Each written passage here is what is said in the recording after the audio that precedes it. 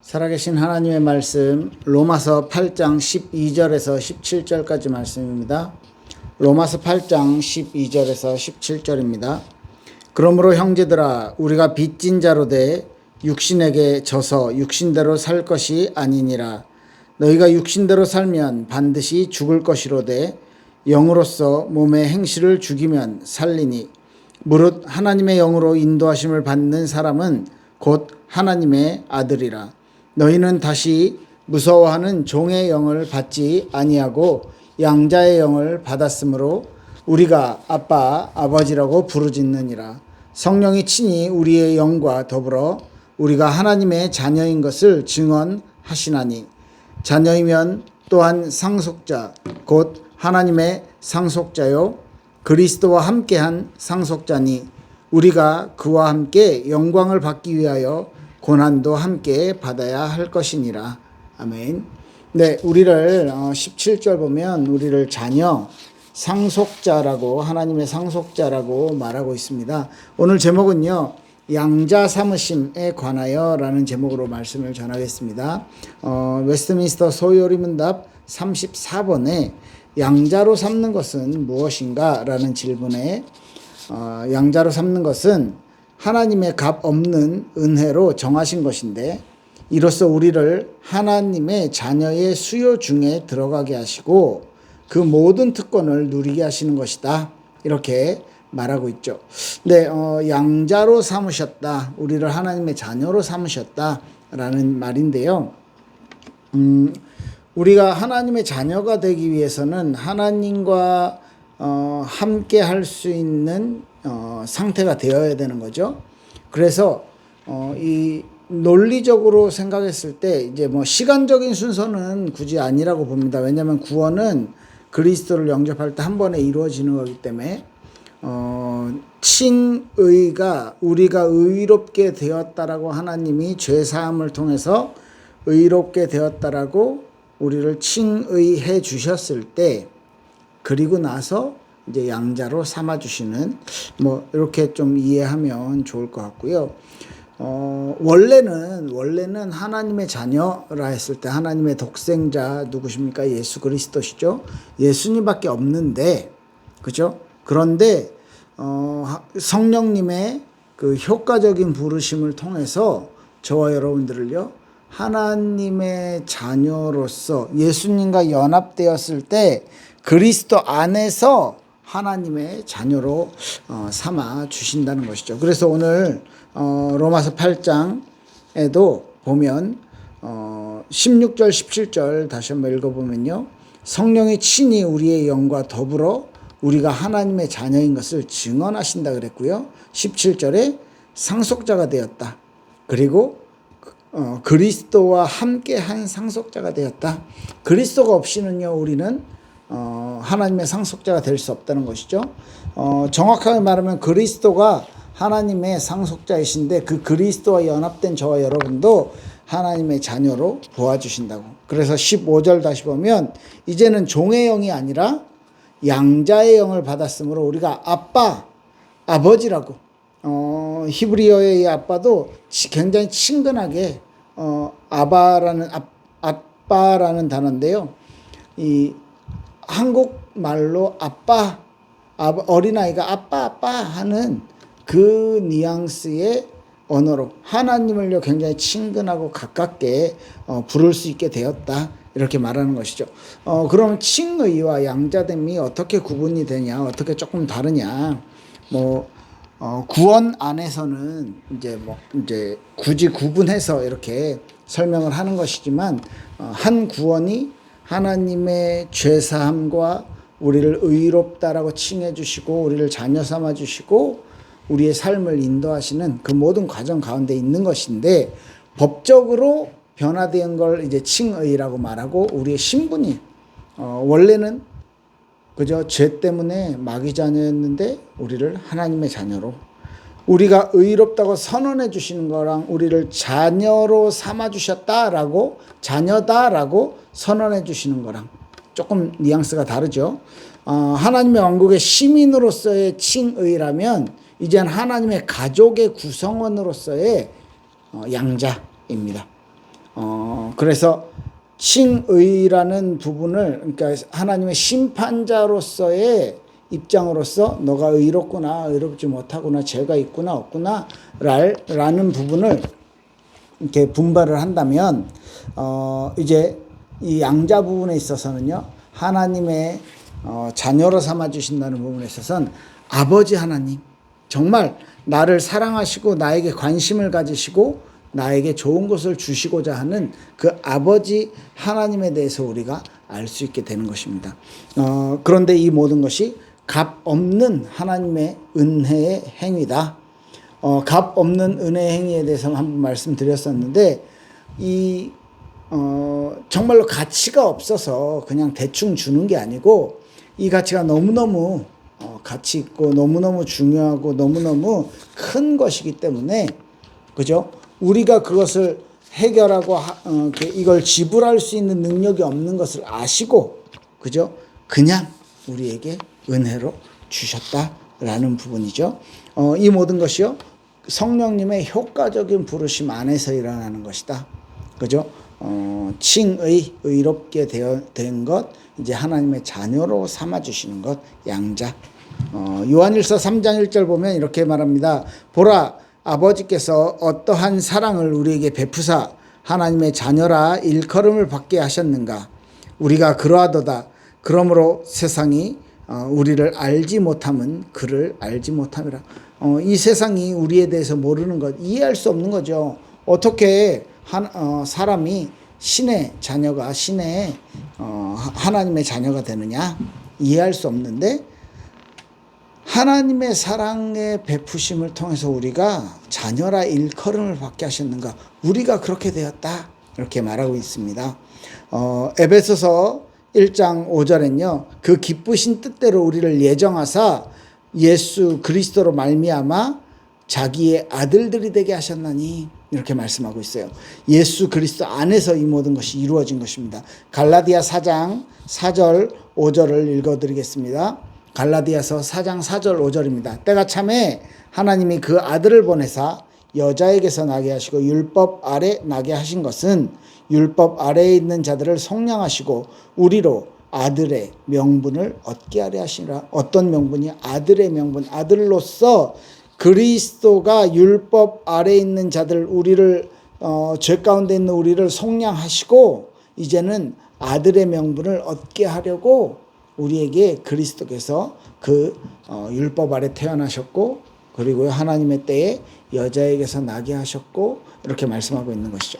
네, 하나님의 값없는 은혜의 행위, 이 부분은요, 구원 전체가 그렇고 우리의 삶 전체가 그렇고요, 우리에게 주어진 하나님의 말씀 전체가, 이 복음 전체가 하나님의 은혜 안에 있는 것입니다. 그런데요, 우리 좀 주목해서 살펴봐야 될 게, 이로써 우리를 하나님의 자녀의 수효 중에 들게 하시고, 수효 중에, 그 수 안에 들게 하셨다.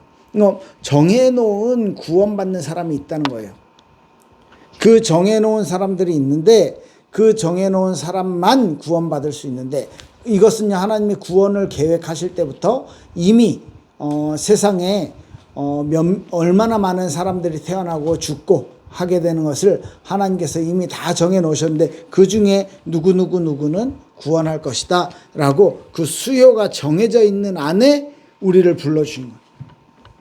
이미 정해져 있는데 우리에게 그 수요 안으로 들게 하셨다 라고 말씀해 주시고 말하고 있는 거죠. 이것은 우리에게 구원의 확신을 갖게 하는 굉장한 뭐라고 해야 됩니까? 기분 좋은이라고 표현하면 안 되겠죠. 아주 우리에게 확신을 주는 그런 표현인 것 같습니다. 확정시켜 주신 거죠. 정해진 하나님의 계획이 있는데, 그게요, 인간의 역사, 인간의 삶 안에 그게 하나님의 계획들이 나타나는 거예요. 하나님의 일하심이 우리의 삶 속에 이렇게 하나씩 드러나게 되는 거죠. 하나님의 자녀로 저와 여러분들을 삼아주셨어요. 요한복음 1장 12절에요. 영접하는 자, 곧 그 이름을 믿는 자에겐 하나님의 자녀가 되는 권세를 주신다 했습니다. 하나님의 자녀가 되는 권세. 그 권세는 어떤 것입니까? 하나님의 자녀가 되면 왕자가 되는 거예요. 하나님의 자녀가 되면 왕이시니까 왕의 권한, 왕의 권세, 왕의 힘, 이 모든 것들을요, 이 권력을요, 이 은혜를 우리가 잊게 된다는 것입니다. 히브리서 6장 12절에 보면 히브리서 6장 12절, 로마서 8장 17절에 이렇게 말하고 있습니다. 하나님이 이 하나님의 어떤 뭐라고 합니까? 상속자, 우리가 하나님의 이 구원받은 하나님의 후사가 된다, 하나님의 상속자가 된다, 이렇게 말하고 있고요. 그 수요 중에 우리를 부르셨다. 정해놓은 인원 안에 우리를 부르셨다. 그래서 이 모든 하나님의 자녀가 되는 권세를 주신다. 그 모든 특권을 누리게 하셨다라고 말씀하고 있습니다. 우리 로마서 8장 17절은 우리 계속 읽었잖아요. 다시 한번 읽어드리면, 자녀면 또 상속자니 곧 하나님의 상속자요 그리스도와 함께한 상속자니 우리가 그와 함께 영광을 받기 위하여 고난도 받아야 할 것이니라, 이렇게 말하고요. 히브리서 6장 12절 말씀도 같이 한번 보도록 하겠습니다. 히브리서 6장 12절은요. 네.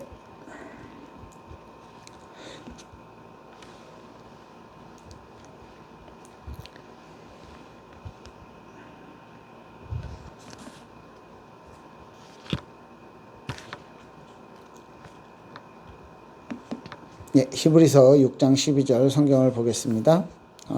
같이 한번 찾아볼게요. 6장 12절입니다.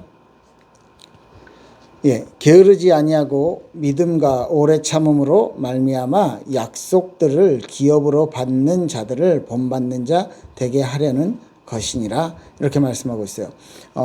우리에게 하나님의 약속들을 기업으로 받는 자들이 되게 하셨다. 그러니까 하나님의 것, 하나님이 준비해 놓으신 거, 하나님께서 우리에게 주실 것들, 이 모든 것들을요, 우리가 상속받고 그 약속을 우리가 받게 되는 신분을, 그 권세를 우리에게 허락하셨다라고 말씀하고 있는 것입니다. 우리가요, 자녀라 했을 때, 하나님의 자녀라 했을 때, 잘 생각해 보세요. 하나님은 그냥 우리의 죄를 용서하시고 우리에게 의롭다 해주시고, 그래서 그래 너에게 영적인 새로운 생명을 줄게 해서 구원할 수도 있어요. 그 정도까지만 해도 우리에게는요, 영원한 죽음에서 영원한 생명을 얻게 되는 것입니다. 그런데 하나님은요, 굳이 하나님의 자녀로 삼아 주신다, 하나님의 가족의 일원이 된다, 하나님의 가족의 구성원이 된다 라 했을 때, 이 부분은 하나님이 가족으로서의 굉장히 친밀한 관계, 여러분들과 여러분들이 인격적으로 이렇게 친밀한 인격적인 관계를 갖고자 하시는 것입니다. 그리고 유일한 상속자는 사실 예수 그리스도밖에 없는데, 독생자 예수 그리스도밖에 없는데, 우리를 그리스도와 함께 상속자로 우리를 삼아 주신다. 그 자녀로서, 그 다음에 자녀로서 받게 되는 모든 권리, 그 특권, 그죠? 그것까지도 다 우리에게 허락하신다라고 말씀하고 있는 것입니다. 예를 들면요, 권리 이런 걸 좀 우리가 당연히 우리가 이 신분으로서 받게 되는 것, 뭐 여행을 갔을 때 어떤 호텔에서 2박 3일을 묵게 된다 했을 때, 2박 3일 동안 내가 지불한 그 이제 금액 안에서, 그 기간 안에서는 내가 호텔 안에 있는 방에 뭐 수건도 마음대로 쓰고요. 그 다음에 그 호텔 안에 있는 시설들, 뭐 수영장이 포함되어 있다면 수영장도 마음대로 쓰고, 짐에 가서 운동도 하고, 그리고 아침 식사가 포함되어 있으면요, 그 아침 식사까지 마음껏 내가 누릴 수 있는 거예요. 그건 나에게 주어진 내가 이 호텔에서 숙박하는 자의 권리인 거죠.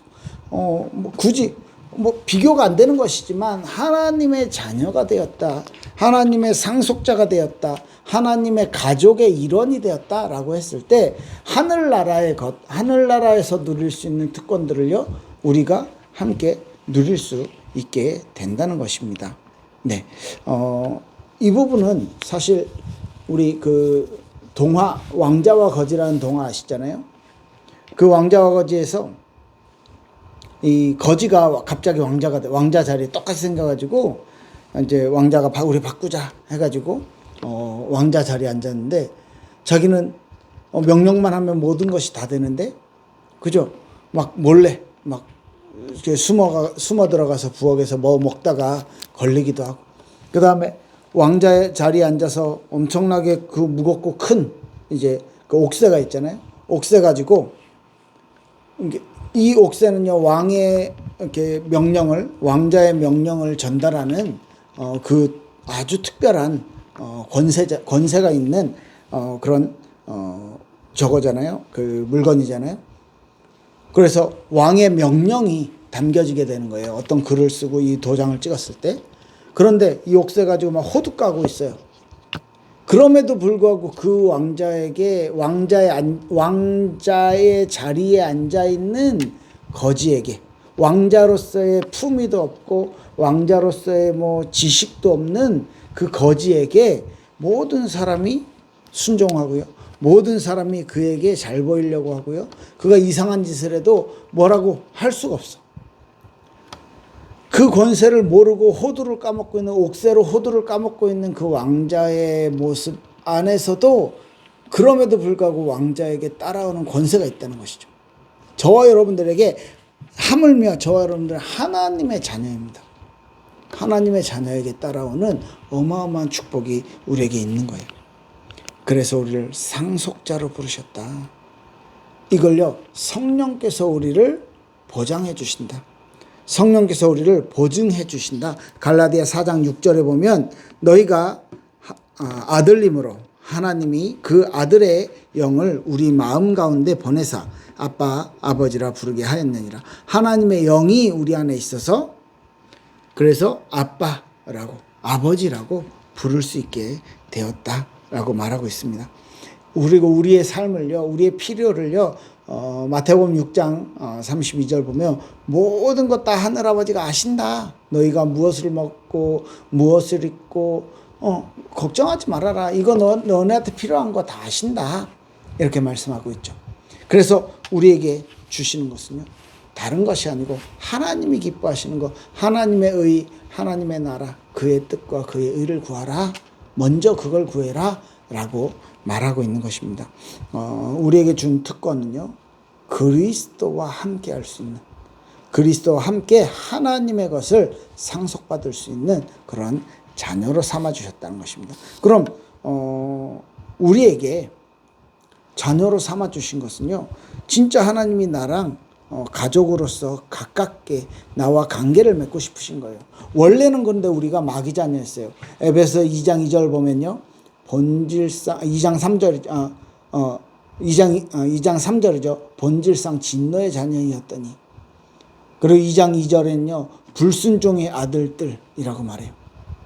그런 상태에서 요한복음 8장 44절 보면요 마귀의 자녀, 너희 아비 마귀에게서 났으니 이렇게 말하고 있습니다. 그런 우리가 하나님의 자녀가 됐어요.